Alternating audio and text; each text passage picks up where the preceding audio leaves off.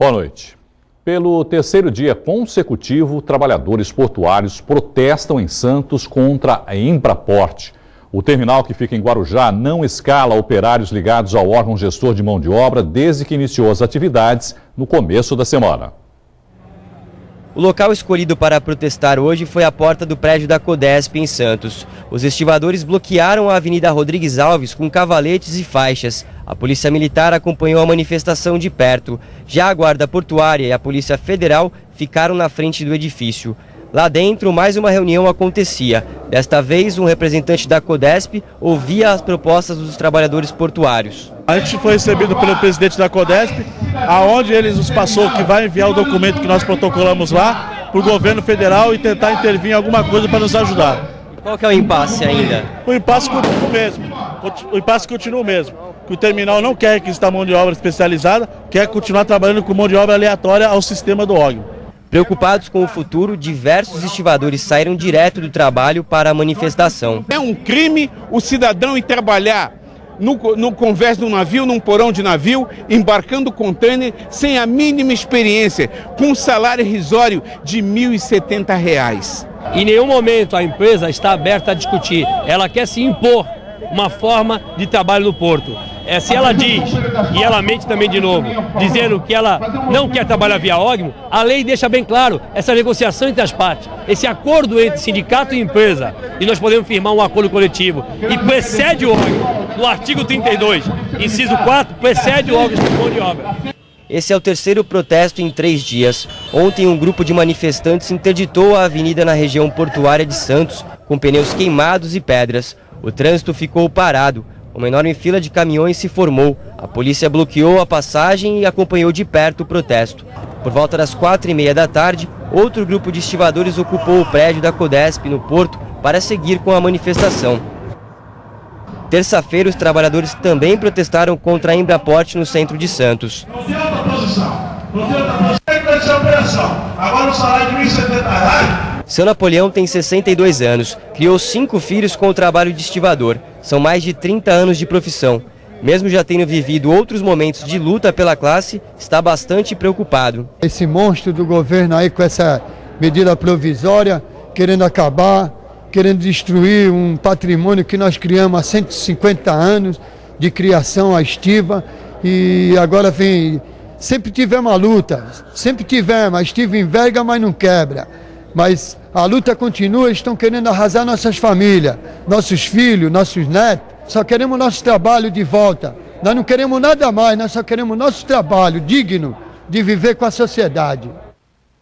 A Embraport mantém sua posição de contratar funcionários dentro do regime da CLT, situação permitida pela lei. Por volta das 5 da tarde, os portuários se dirigiram à Rua João Pessoa, no centro, onde o trânsito ficou represado.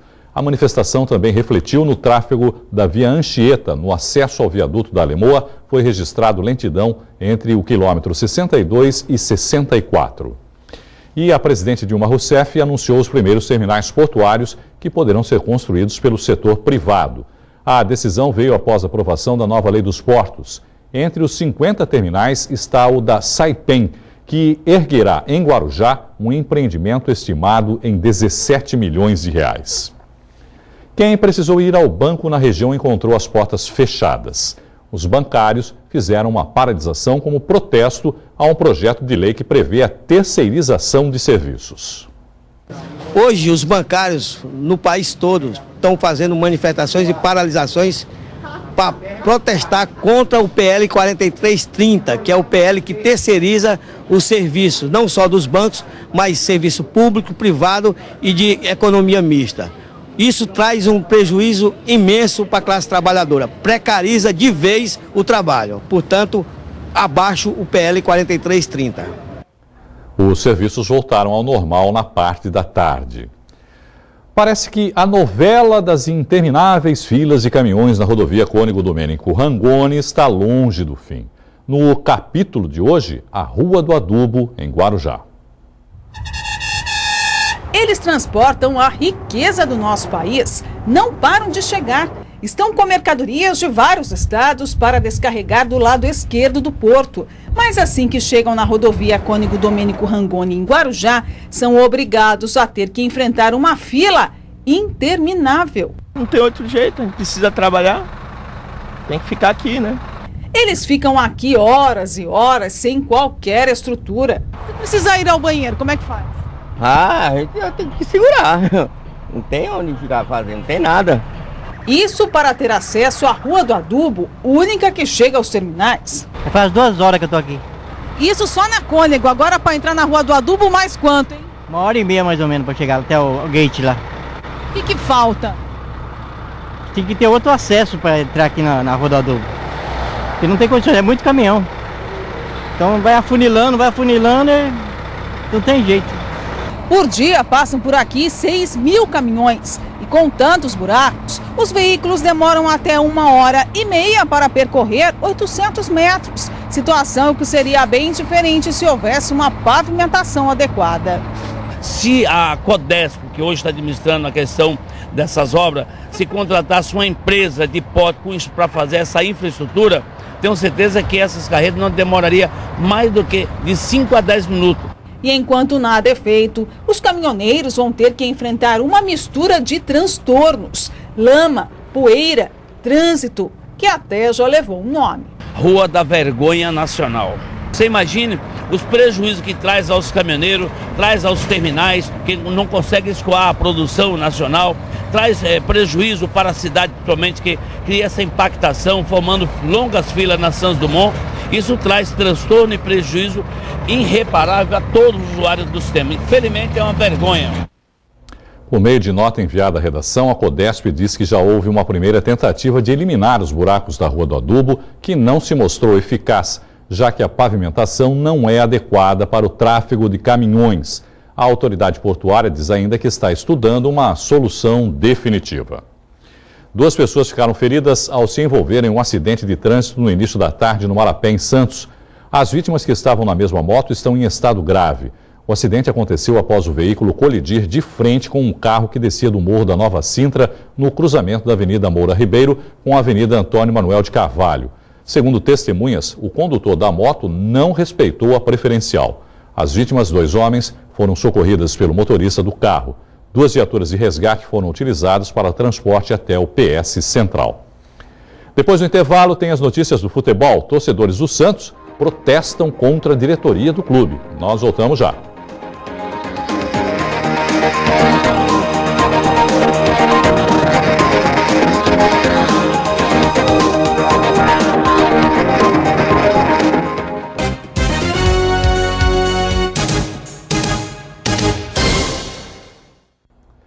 A diretoria do Santos foi alvo de protestos da torcida do clube ontem à noite. Durante reunião do Conselho Deliberativo, manifestantes estiveram na frente da Vila Belmiro.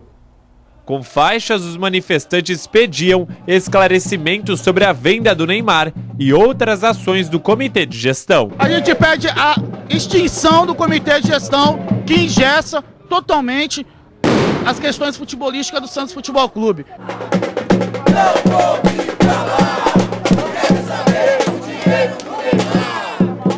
A venda do Neymar é uma situação totalmente esquisita, parece ser o final do desenho Caverna do Dragão, ninguém sabe o que aconteceu.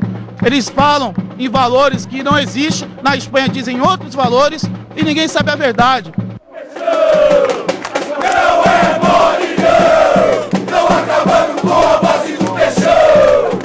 Não é mole não acabando com a base do peixão.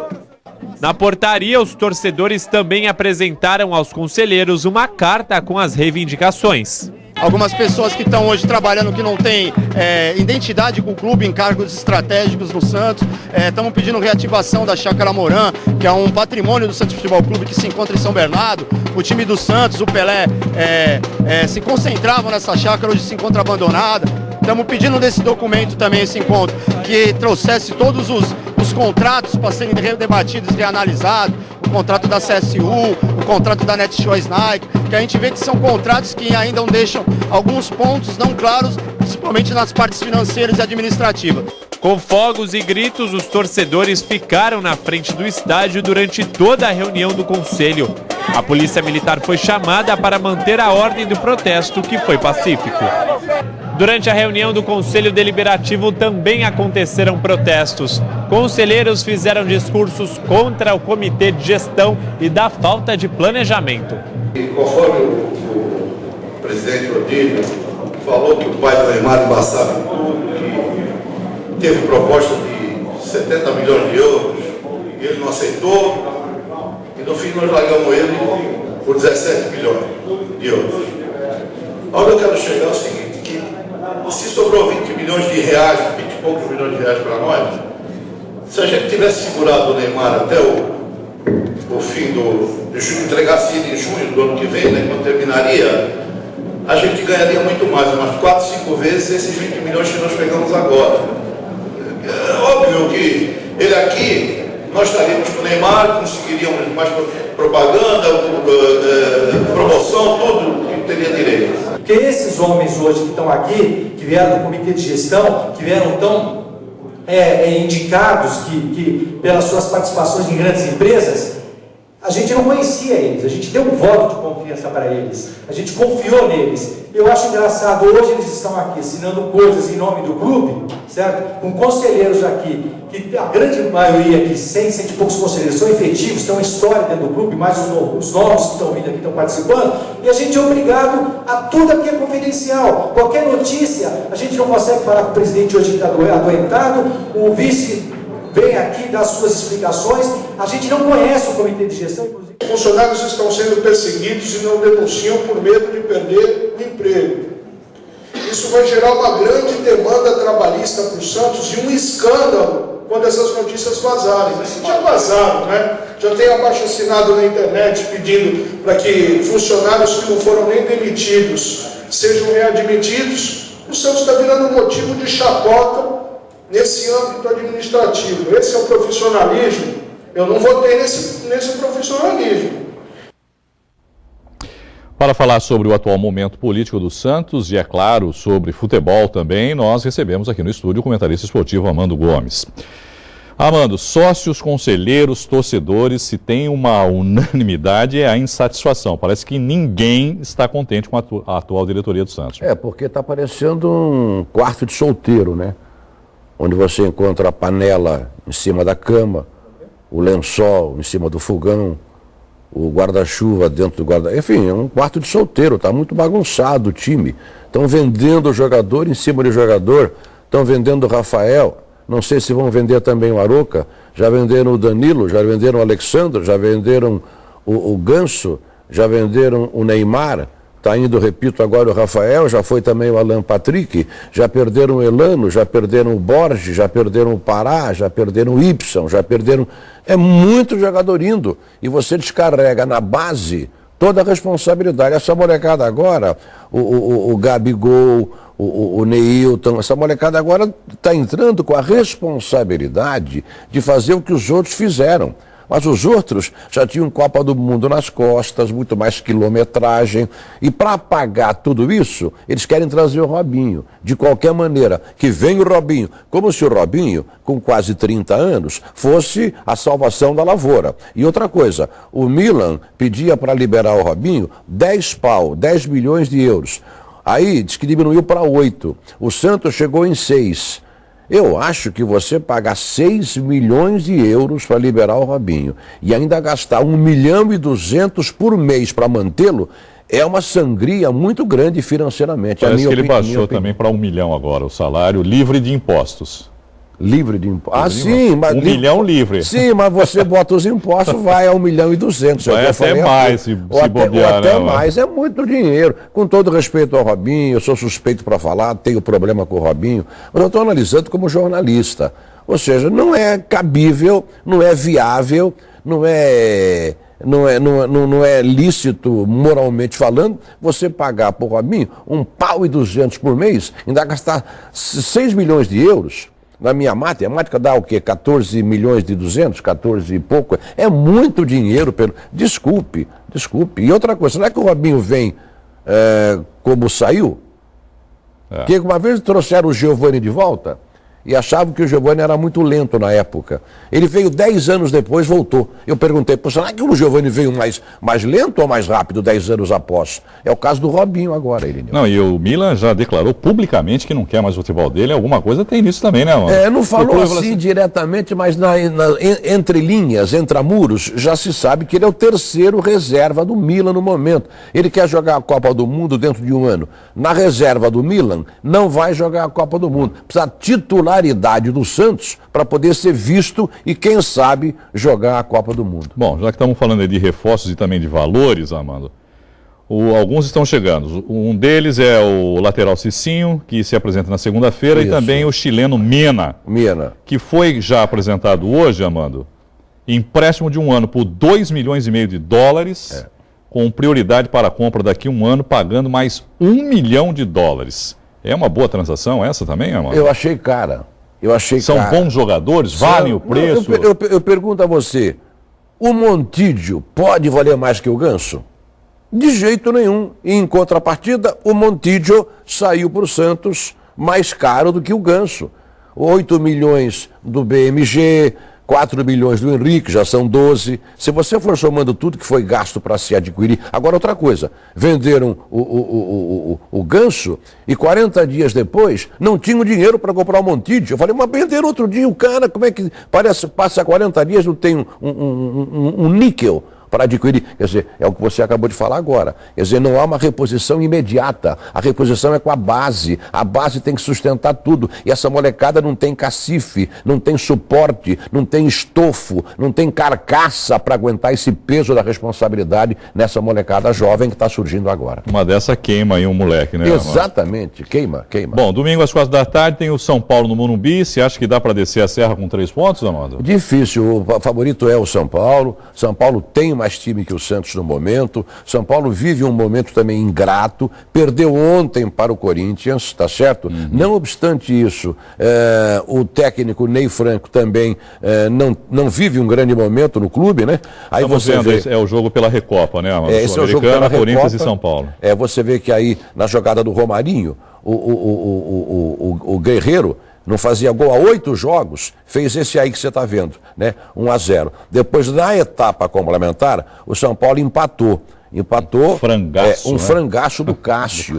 Um frangaço, ficou com as penas na mão, porque ele rebate e ela vai para dentro do gol. Um goleiro com 2,4 metros não pode tomar um gol desse, né? A bola aérea, ele com 2,4 metros espalma para dentro do gol. Aí 1-1. Agora, se ele falhou nesse, olha agora o Rogério, jogando sempre adiantado, né? Ele não quis ficar atrás, Amando, aí também fez uma... mas está muito adiantado, né? O cara detectou ele adiantado. O Renato Augusto viu ele adiantado, bateu por cima. Meteu uma concha na bola. Foi um golaço, né? Um golaço, mas muito mais por culpa do próprio Rogério Ceni. Bom, pra gente encerrar a Libertadores, o Atlético se complicou lá na Argentina, né, Amado? Perdeu para os Old Boys por 2-0. Se complicou, Irineu, porque vai ter que ganhar no jogo de volta por 3-0. Apesar de jogar no Independência, que falam que é um açapão, que o Atlético é imbatível lá, mas é complicado, né? É verdade. Aí o primeiro gol do New Old Boys, lá em Rosário, uma cidade muito bonita, que parece muito com o Santos, né? Aí o gol primeiro do New Old Boys, o gol de cabeça, o centro veio, a zaga mal posicionada, ele vem por trás da zaga, faz 1-0, e depois, nesse lance totalmente bobo, onde falhou a defesa, o New Old Boys consegue fazer... Não, esse gol foi invalidado. Não, esse é o gol que ele marcou impedimento. Mas ele já estava impedido, porque no lançamento ele já estava realmente em condição ilegal. E acabou 2-0, você vê que aí o segundo gol que decretou a sorte do Atlético... do Galo Mineiro, sob a batuta do Cuca, né, que é um grande técnico. Vamos aguardar o jogo da volta agora, né? Esse segundo gol foi de falta, né? Bom que se diga. De falta, isso. Obrigado, Amando, mais uma vez pela sua participação e uma boa noite para você. Obrigado. Depois do intervalo, dicas gastronômicas para o inverno na região. Tem cada delícia, nós voltamos já.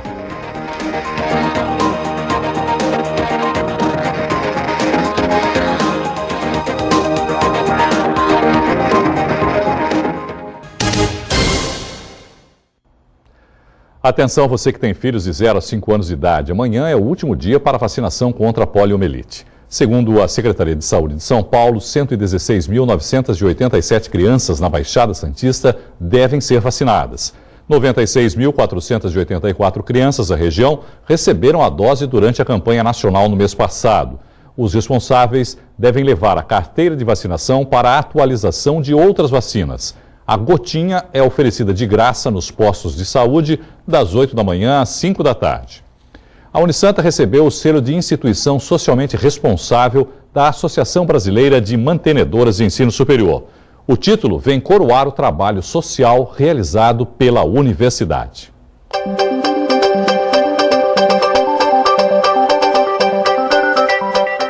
No final de junho, a Unisanta apresentou o relatório de responsabilidade social referente ao primeiro semestre de 2013. Participaram da reunião a direção da universidade, diretores, coordenadores e responsáveis por projetos sociais.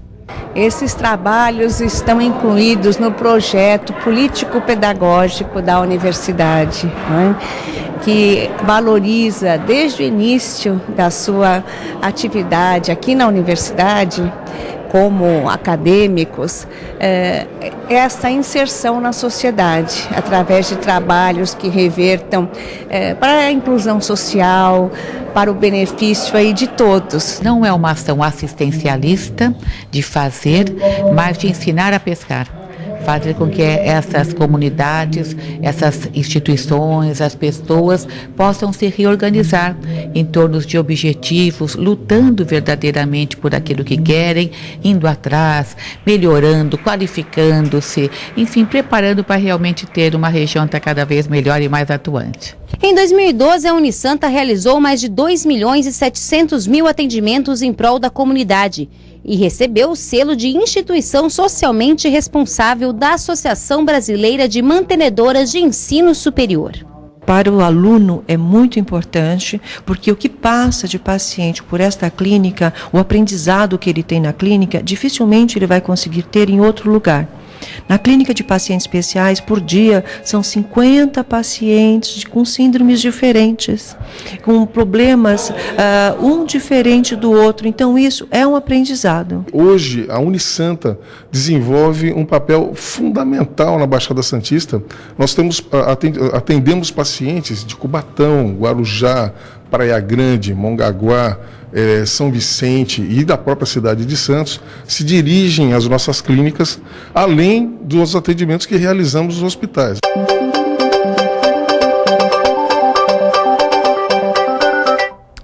Num shopping de Santos, a garotada pode aproveitar para participar de uma oficina bem saborosa. As atividades acontecem até o dia 21. Pela expectativa na fila, a criançada não via a hora de pôr a mão na massa. Essa fila é pra quê? Pra fazer brigadeiro. Você gosta de brigadeiro? Gosto. Mas vai ter que pôr a mão na massa, né? É. E a touquinha, tá incomodando ou tá legal? Tá legal. Este já é o segundo dia que Marcos traz os 3 filhos para participar das oficinas. A atividade gastronômica transforma preparo de doces, como cones de chocolate, biscoitos e brigadeiro, em diversão. Bem diferente, legal. Assim, jamais imaginava essa criatividade. Muito legal, gostei bastante. Essas crianças, nas férias de inverno, elas ficam longe da praia, então elas acabam vindo mais ao shopping. Então é uma época que elas podem manusear o chocolate, porque é friozinho, e elas têm várias dicas aí, até o preparo, elas colocam as touquinhas, as luvas, elas entram, elas manuseiam, né? O primeiro passo é modelar a massinha. A forma é livre. O que você fez aí? Eu fiz um boneco de neve. Vai ficar gostoso? Vai. Você gosta de doce? Gosto. Mas quem gosta mais é minha irmã gulosa. Podem trazer seus filhos, que a ideia é muito bacana. Você gostou mais da ideia de brincar e aprender ou está mais a fim de comer? Eu acho que os dois. Com cobertura de chocolate e o granulado, o doce foi ficando pronto. A Nicole viu a brincadeira e não quis ficar de fora. Eu gosto de cozinhar. E o que você gosta de fazer? Eu gosto de fazer pizza, que às vezes eu faço com minha mãe, bolo. Depois de meia hora de atividade, quem resistiu levou o doce para comer em casa. É de 3 a 12 anos, de segunda a segunda, todos os dias, das 14 às 20 horas. A última oficina começa às 19h20. Elas demoram mais ou menos meia hora cada oficina, então a última é às 19h20. Venham todos e nós estamos de braços abertos para esperar todos vocês aqui no nosso inverno. Eu me liguei, só quero chocolate. Não adianta vir com Guaraná pra mim, é chocolate o que eu quero beber. Chocolate, chocolate. O Shopping Miramar fica na rua Euclides da Cunha, número 21, no Gonzaga. Com a chegada do inverno, não é só o frio que aumenta, cresce o apetite também. Muitos restaurantes de Santos mudam seus cardápios nessa época do ano para subir o faturamento. Delícias para serem saboreadas em ótima companhia. As baixas temperaturas do inverno sugerem pratos mais quentes. E as opções para a estação não faltam. Este restaurante em Santos realiza festival de sopas e caldos há 10 anos. O sucesso está na diversidade. 10 sabores são oferecidos, desde os mais tradicionais, como o caldo verde, a sopa de feijão e a canja, até os menos comuns, como o creme de cebola e de palmito. Nós começamos esse festival há uns 10 anos atrás, mais ou menos, e deu certo. Mantemos, mesmo fora de temporada, mantemos também as sopas tradicionais também. Então, como deu certo, nós mantemos porque a procura é grande. Segundo o gerente do restaurante, o faturamento cresce cerca de 70% nessa época. O festival é servido todos os dias a partir das 7 horas da noite. Por R$ 18,90 por pessoa, o cliente pode provar todos os sabores. Que todos são ótimos, a de feijão, a de ervilha, a de palmito é maravilhosa, são muito boas mesmo. As sopas daqui são excelentes, bem temperadas, a pimenta é muito boa, um bom vinho, é excelente, um fim de noite excelente. Já este restaurante é especializado em fondue. São 5 opções, como o tradicional de queijo, o de queijo com picanha e o de chocolate com frutas. O preço varia de R$ 42 a R$ 83 reais. A porção serve 2 pessoas. Na temporada de inverno a gente fatura mais ou menos uns 70% a mais. E o carro-chefe no inverno mesmo é o fondue. O fondue a gente está com umas especialidades aí. É bom mesmo conferir. E é claro que o prato que tem tudo a ver com o inverno não pode deixar de ser saboreado com vinho e uma boa companhia. Como eu fundi em trazer minha namorada linda. O de chocolate por quê? Porque é um momento especial, acho que com um bom vinho dá sim pra fazer um fundi gostoso. Friozinho aqui é sempre bom, né? Um fundi, um vinho, combina, né? A escolha de hoje foi qual? Tradicional? Fundi de queijo, tá bom? Tá uma delícia.